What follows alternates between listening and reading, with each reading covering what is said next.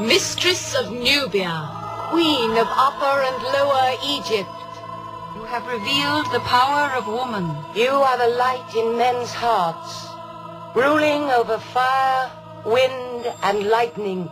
Your power is equal to that of men.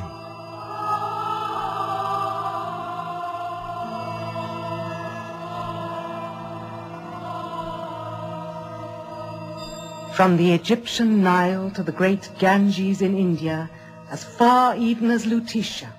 Now I know you. You are Isis, the Venerable. Yes, I am Isis. I'm the unhappy goddess, for I can no longer find my temple in this chaos of rock. It has disappeared, swallowed up by your waters. You are mistaken, Isis. Look, here. If you gaze through the 9th arch of the colonnade, you may once again see the island of Semnon, which modern men call Bige, that rocky isle which first received the bounty of my waters.